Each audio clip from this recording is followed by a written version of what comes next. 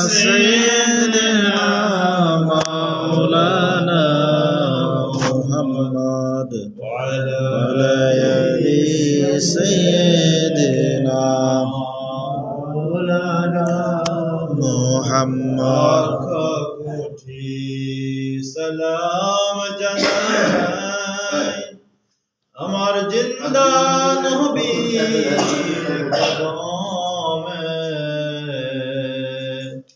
যার খাতিরে নাজাত পাবো রোজ হাশরের ময়দানে আল্লাহুম্মা সাল্লি আলা সাইয়্যিদিনা মাওলানা মুহাম্মদ ওয়া আলা আলি সাইয়্যিদিনা মাওলানা মুহাম্মদ লা ইলাহা ইল্লাল্লাহ লা ইলাহা ইল্লাল্লাহ লা ইলাহা ইল্লাল্লাহ মুহাম্মদ রাসূলুল্লাহ লা ইলাহা ইল্লাল্লাহ লা ইলাহা ইল্লাল্লাহ লা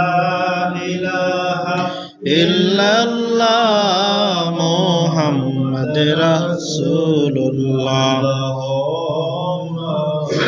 সাল্লি আলা মুহাম্মদ ওয়া আলা আলি সাইয়্যিদিনা মুহাম্মদ ওয়া আলা আলি সাইয়্যিদিনা মুহাম্মদ মোদের সালাম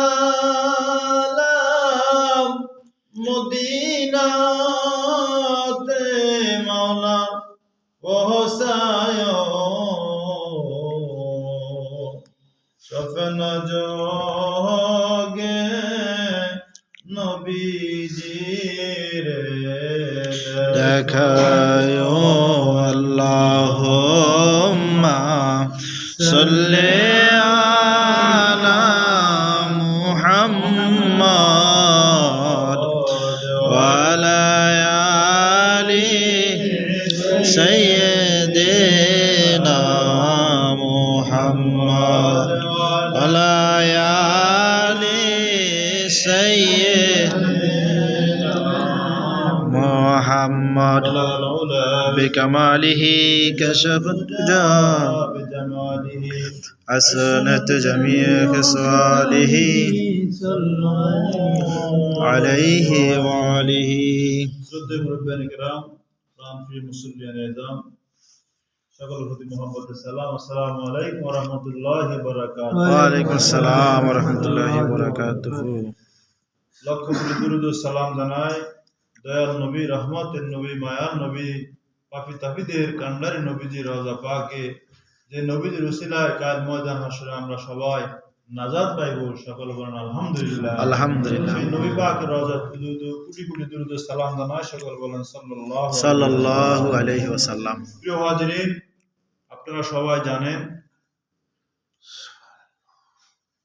রজব মাস চলতেছে আরবি বছর হিসাবে হিজরি সন হিসাবে রজব মাস এই মাসটা মুসলমানদের জন্য অত্যন্ত গুরুত্বপূর্ণ এবং অত্যন্ত দামি এবং অত্যন্ত অনুসরণীয় এই মাস থেকে আমাদেরকে রমজানের জন্য প্রস্তুতি নিতে হবে কিসের জন্য রমজানের জন্য রাসূলুল্লাহ সাল্লাল্লাহু আলাইহি ওয়াসাল্লাম রজবের চাঁদ ওঠার পরে আল্লাহর দরবারে দোয়া করেছেন আমাদেরকেও দোয়া করার জন্য বলেছেন اللهم بارك لنا في رجب وشعبان وبلغنا إلى رمضان اللهم بارك لنا في رجب وشعبان وبلغنا إلى رمضان আল্লাহ আমাদেরকে রজব এবং শাবানের বরকত দান করেন রমজান পর্যন্ত আমাদের হায়াত দারাজ করেন সুবহানাল্লাহ এবং সব আমরা আল্লাহর দরবারে দোয়া করি আমরা আল্লাহ পাক আমাদেরকে রজব এবং শাবানের বরকত দেন আমাদের হায়াতকে রমজান পর্যন্ত দারাজ করেন সকল বলেন আমিন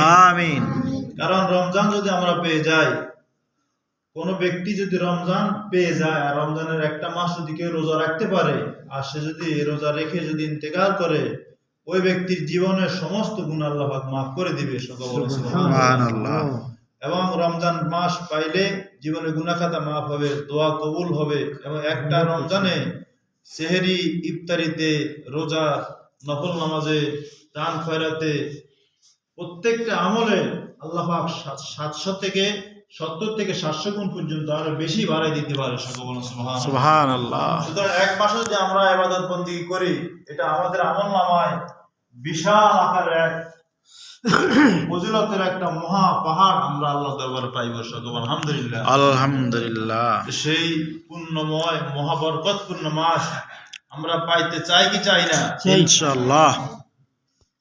সবাই রমজানের সংবাদ পেয়ে খুশি না বেজার? খুশি। আমরা খুশি হয়েছেন নি? খুশি। মুমিনরা খুশি হবে, মুমিনেরা খুশি হবে।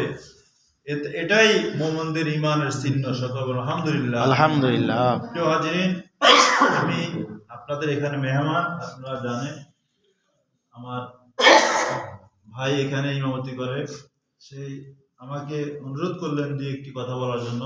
আমিও দেখলাম যে মুরব্বী আসছে এখানে, জীবনে আগামী জুমা আপনাদের এখানে আসবো কিনা আমি তো জানি না, কোথায় চলে যাইতে হয়, হয়তো জীবনের শেষ দেখাও হইতে পারে আপনাদের সাথে।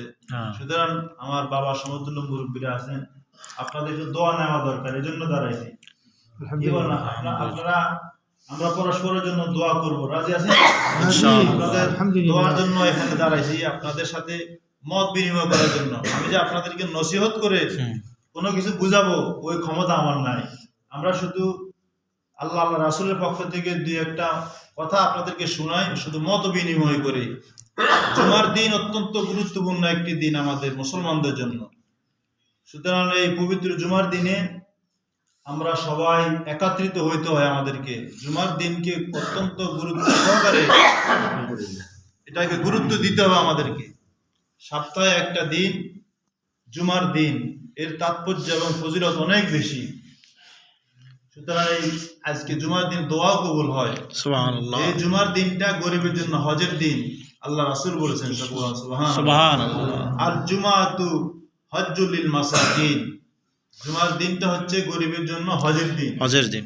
সুতরাং আমরা যারা জুমার দিন জুমার নামাজ পালন করবে তারা হজ পালন করার সমান সওয়াব পাইবে। সুবহানাল্লাহ।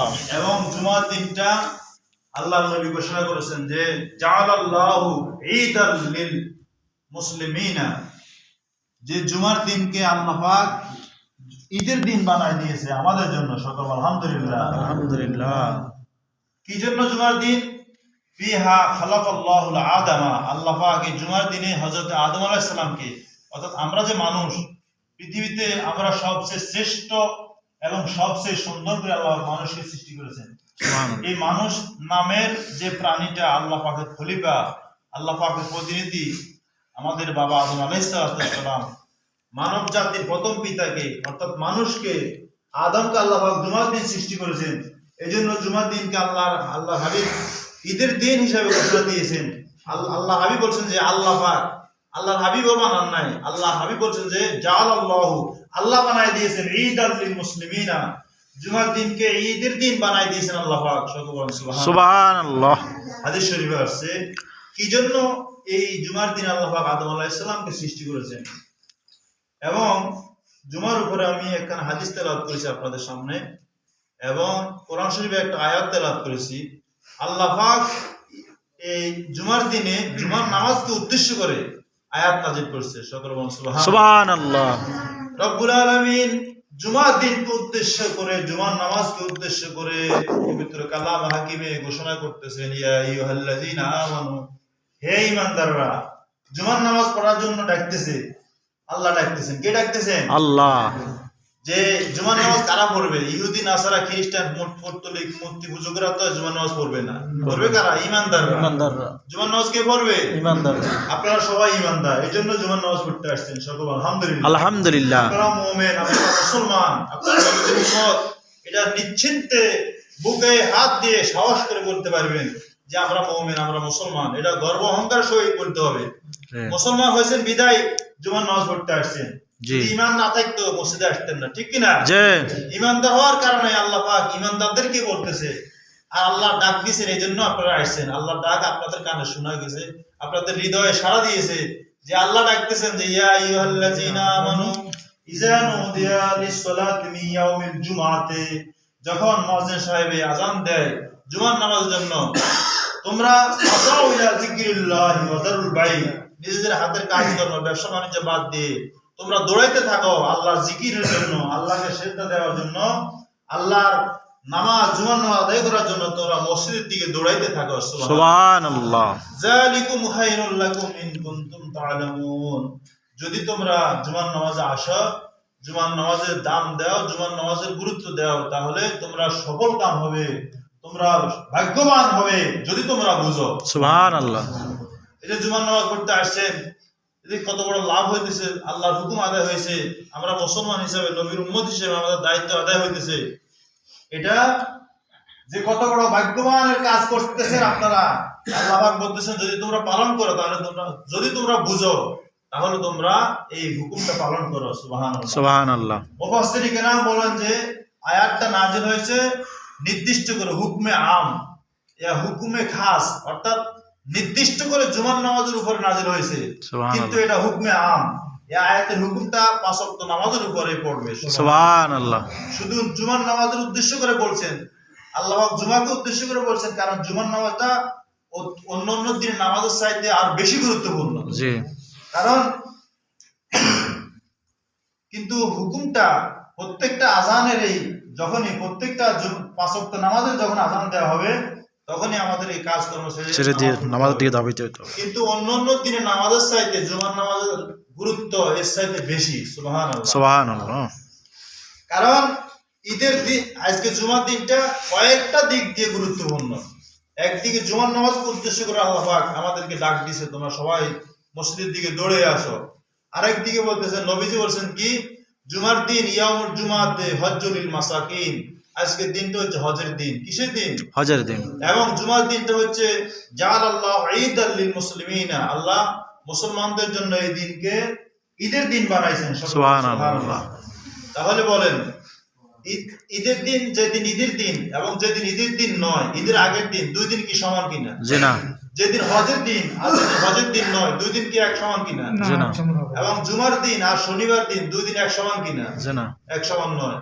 আমাদের এই, আমরা এই রংপুরে থাকি, বাংলাদেশে থাকি, যদি গুনাহ করি, এই গুনাহ, আর আমরা যদি মক্কা মদিনা যাই গুনাহ করি, সেটা আরো বেশি গুনাহ, বেশি অপরাধ হবে, ঠিক কিনা? আবার মক্কা শরীফের চাইতেও, যে মক্কা মুআজ্জামার যে অংশটুকু আল্লাহ পাক হেরেম শরীফ হিসেবে ঘোষণা দিয়েছেন, যেখানে কীট পতঙ্গ, একটা মশা মাছি মারাও হারাম, যেখানে একটা গাছের পাতা ছিঁড়াও হারাম, যেখানে শত্রুকে আক্রমণ করা নিষেধ, হারাম, মানে যে অংশটাকে মসজিদুল হারাম নামে যে অংশটাকে আল্লাহ পাক নির্দিষ্ট করেছেন, ওই মসজিদে হারামের ভিতরে, হেরেমের অংশের ভিতরে যদি কেউ গুনাহ করে, সেটা হেরেমের বাইরের চাইতে কয়েক গুণ বেশি অপরাধ হবে, ঠিক কিনা? জি। সুতরাং জুমার নামাজটা অন্যান্য নামাজের চাইতে অনেক অনেক গুরুত্বপূর্ণ বিভিন্ন দিক দিয়ে। সকল বলেন সুবহানাল্লাহ। সুতরাং এই নামাজটা অন্য নামাজের চাইতে বেশি দামি এবং বেশি গুরুত্বপূর্ণ।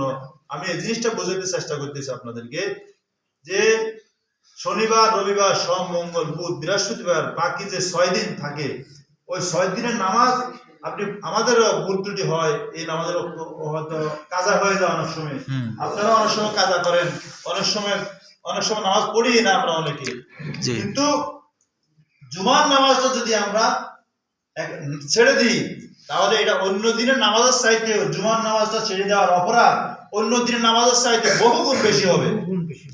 কারণ এই দিনটা বিভিন্ন ভাবে গুরুত্বপূর্ণ। আল্লাহ নবীজি যে হাদিস শরীফ আমি তেলাওয়াত করেছি, যে জুমার নামাজটা যখন সর্বপ্রথম ফরজ হয়েছিল, আল্লাহ নবী, আপনারা জানেন, আল্লাহ নবী মক্কা মুআজ্জাম থেকে মদিনা হিজরত করেছিলেন। মদিনা হিজরত করার পরে মদিনা শরীফে দ্বিতীয় হিজরিতে আল্লাহ নবীর উপরে আল্লাহ পাক জুমার নামাজ ফরজ করেছেন। সকল বলেন সুবহানাল্লাহ।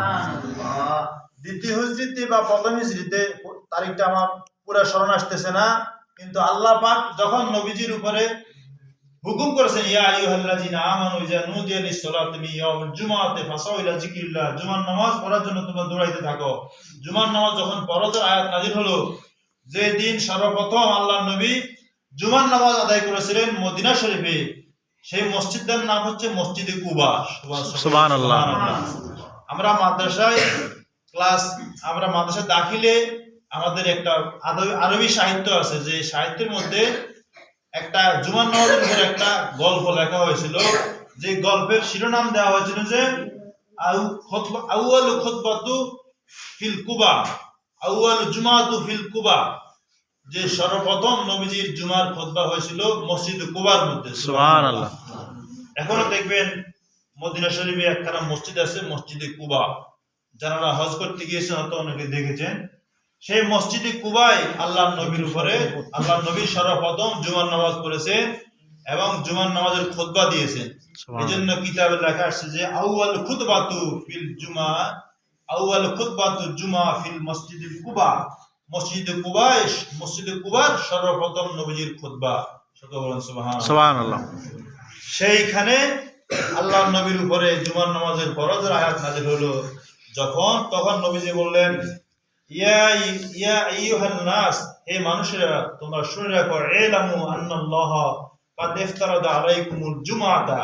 হে মানুষেরা, হে ঈমানদাররা, তোমাদের উপরে আল্লাহ পাক জুমার নামাজকে ফরজ করেছে। সকলে বলেন সুবহানাল্লাহ। নবীজি বলছে কোথায়? ফি মাকামে হাজা, এই মাকামে, অর্থাৎ মসজিদে কুবায় নবীজি যখন ছিলেন বলছে এখানে, ফি মাকামে হাজা ফি ইয়াউমি হাজা, আজকের দিনে, ফি শাহরি হাজা, আজকের এই মাসে, মিন আমে হাজা ইলা ইয়াউমিল কিয়ামা, এই বছর থেকে কিয়ামত পর্যন্ত তোমাদের উপর জুমার নামাজকে ফরজ করা হয়েছে। সুবহানাল্লাহ। এরপর নবীজি কি বলতেছেন? ফামান তারাকাহা বি হায়াতি আও বাদি আও ইমামুন আদিলুন আও জাবিরুন ইস্তিগফাফান বিহা। এই জুমার নামাজ ফরজ হয়েছে আজকে তোমাদের উপরে, আজকে এখানে এই মাস থেকে, এই সময় থেকে তোমাদের উপর আল্লাহ জুমার নামাজ ফরজ করেছে। সুতরাং তোমাদের মধ্যে যদি কেউ জুমার নামাজ তরক করে আমার জীবদ্দশায় অথবা আমার ইন্তেকালের পরে, এখন তো দুনিয়া থেকে নবীজি ইন্তেকাল করেছেন, বলছেন কিনা? নবীজি এই কথা বলছেন যে আমি জীবিত থাকতে অথবা আমি ইন্তেকালের পরে যদি কেউ জুমার নামাজকে তরক করে, কোন ন্যায়পরায়ণ বাদশা অথবা কোন অত্যাচারী বাদশা এই জুমার নামাজকে তুচ্ছ মনে করে, খামখেয়ালি মনে করে, যদি কেউ এই জুমার নামাজকে তরক করে, এটাকে বাদ দেয়, তাহলে আল্লাহ বলছেন, আল্লাহ নবী বললেন যে বালাহু জামাআল্লাহু লাহু শামলাহু, আল্লাহ পাক ওই জাতিকে, ওই বাদশাকে, ওই দেশের মানুষকে একতাবদ্ধতার শক্তিতে শক্তিবান করবেন না। নাউযুবিল্লাহ। অর্থাৎ একতাবদ্ধতা যে একটা শক্তি হয়, আমরা একজনে বললে যা হয় 10 জনে বললে ওটা আরো বেশি গুরুত্বপূর্ণ হয়। মুসলমানদের ঐক্যবদ্ধতার উপরে নবীজি অসংখ্য ওয়াজ নসিহত, অনেক উপদেশ দিয়েছেন। মুসলমানদের ঐক্যবদ্ধতা না থাকার কারণে পৃথিবীতে মুসলমানদের কত বড় বিপদ মুসিবত দেখতেছেন আপনারা। কোথায় মানুষ মুসলমানরা নিজের বিপদ, আপনারা সবাই জানেন। একটা শক্তি, আল ইত্তিহাদু কুওয়াতুন, একতাবদ্ধতা। আমাদের এই সমাজের সব মানুষ, আমরা সবাই যদি একমত হই, একতাবদ্ধ হই, তাহলে আমাদেরকে প্রতিহত করার ক্ষমতা অন্য কারো হবে না, ঠিক কিনা? নবীজি বলছেন যে যারা জুমার নামাজ তরক করবে আল্লাহ পাক তাকে একতাবদ্ধতা শক্তিতে শক্তি দিবেন না, এবং ওয়ালা বারাকা লাহু, এবং তাদেরকে ফি আমরিহি, তাদেরকে কোনো বরকত দিবে না। ওই বাদশা হোক অথবা কোনো ব্যক্তি হোক, কোনো সমাজের লোক হোক, কোনো গ্রামের, কোনো মহল্লা, কোনো জাতি যদি জুমার নামাজ তরক করে, প্রথমে আল্লাহ তাদেরকে একতাবদ্ধতা শক্তি দিবেন না। ঐক্যবদ্ধতা যে একটা শক্তি হয় এটা তারা পাইবে না। দ্বিতীয়ত তাদের কোনো বরকত থাকবে না। ওয়ালা বারাকা লাহু ফি আমরিহি, তারা যে কাজই করবে তাদের কাজে কোনো বরকত হবে না। সকলে বলেন নাউযুবিল্লাহ। এরপর নবীজি বলতেছেন ওয়ালা সালাতা লাহু ওয়ালা হাজ্জা লাহু ওয়ালা সাওমা লাহু, ওই ব্যক্তির নামাজও কবুল হবে না, অন্য কোনো নামাজ তার কবুল হবে না যদি জুমার নামাজ কেউ তরক করে, খামখেয়ালি ভাবে, তুচ্ছ মনে করে, বুঝছেন? বিনা ওজরে যদি কেউ জুমার নামাজ তরক করে, তাহলে তার ফালা সালাতা লাহু, তার কোনো নামাজ কবুল হবে না। অন্য ফজর, আসর, তাহাজ্জুদ, এশা যত নামাজই পড়েন কিছু কবুল হবে না। ওয়ালা হাজ্জা লাহু, যদি সে হজ করে শতবার, তার হজও কবুল হবে না। ওয়ালা সাওমা লাহু, তার রোজাও কবুল হবে না। নফল রোজা থাকুক অথবা ফরজ রোজা থাকুক, সামনে যে রমজান মাস আসতেছে, এই রোজাও যদি কেউ জুমার নামাজ তরক করে, তুচ্ছ অবহেলা করে জুমার নামাজকে তরক করে, তার এই রোজাও কবুল হবে না। সকল নাউজুবিল্লাহ। এরপরে বলতেছেন নবীজি, শুধু নামাজ আর শুধু নামাজ রোজা হজ এগুলা তার হবে না। আরো নবীজি বলতেছেন যে তার আমল না ফালা বের আল্লাহু ফি, তার জন্য কোনো সেই কাল ময়দানে হাসরে কোনো পুণ্যই তার থাকবে না। সকল নাউজুবিল্লাহ। ময়দানে হাসরে যদি আমরা উঠি আল্লাহর দরবারে, আমাদের আমল নামা যদি কোনো নেক না থাকে, তাহলে আমার মতো হতভাগা দুর্নসিব আর কারো থাকবে না। সুতরাং নবীজি বলছেন যে তার নামাজও হবে না, রোজাও হবে না, হজও হবে না, এগুলা কবুল হবে না। এবং আল্লাহ বের আল্লাহু, তার জন্য তার আমল নামায় কোনো সওয়াব বলতে কিছুই থাকবে না। সকল নাউজুবিল্লাহ। কি জন্য থাকবে না? যারা জুমার নামাজ তরক করবে। সুতরাং জুমার নামাজের গুরুত্ব কত বেশি আমি মোটামুটি আপনাদেরকে একটু বুঝাইতে চেষ্টা করেছি। আপনারা মোটামুটি কিছুটা হলেও বুঝতে পারছেন, কি বলেন? জি। অন্যান্য নামাজ যদিও আমরা কিছুটা আমাদের ভুল ত্রুটি হয়ে যায়, পড়তে পারি আর না পারি, সেটার জন্য গুনাহগার হবো, কিন্তু জুমার নামাজ যদি আমরা ছাড়িয়ে দিই, তাহলে এই 6 প্রকারের বিপদ আমাদের উপর নসিব হবে। আবার শুধু প্রথমে হাদিস আরো আসছে পরবর্তীতে, যে যারা মান তারাকাল জুমাতা বেগাইরে জরুরতিন, কোন জরুরত ছাড়া কেউ যদি জুমার নামাজ তরক করে দেয়, 1 জুমা অথবা 2 জুমা 3 জুমা পর্যন্ত, আল্লাহ পাক খাতামাল্লাহু আলা ফি কুলুবিহিম, আল্লাহ পাক তাদের অন্তরের মধ্যে মোহর মেরে দিবেন, সিল মোহর মেরে দিবেন। তাহলে কি হবে? সে গাফালাল্লাহু, সে আল্লাহকে ভুলে যাবে। নাউজুবিল্লাহ। ওই কোন ব্যক্তি যদি মানে খামখেয়ালি ভাবে তুচ্ছ মনে করে জুমার নামাজকে কোন জরুরত ছাড়া, বেগাইরি জরুরতিন, মান তারাকাল জুমাতা বেগাইরি জরুরত, কোন জরুরত নাই, ঘরে শুয়ে শুয়ে মোবাইল টিপতে খেলাধুলায় পড়ে জুমার নামাজ তরক করছে, এভাবে 1 2 জুমা 3 জুমা পর্যন্ত যদি কেউ অবহেলা করে জুমার নামাজ তরক করে, হাদিস শরীফে 3 জুমা বলে নাই, হাদিস শরীফে বলছে জুমার নামাজ তরক করে, কিন্তু মুফাসসির কেরাম ফুকাহায়ে কেরাম বলছে 3 জুমা পর্যন্ত তার জন্য সুযোগ আছে। যদি 3 জুমা সে অবহেলা করে তরক করে, তাহলে তার কলবের মধ্যে আল্লাহ মোহর মেরে দিবে, খাতামাল্লাহু ফি কুলুবিহিম, তার অন্তরের মধ্যে আল্লাহ মোহর মেরে দিবে, বলে সে আল্লাহকে ভুলে যাবে। সকল বলেন নাউজুবিল্লাহ।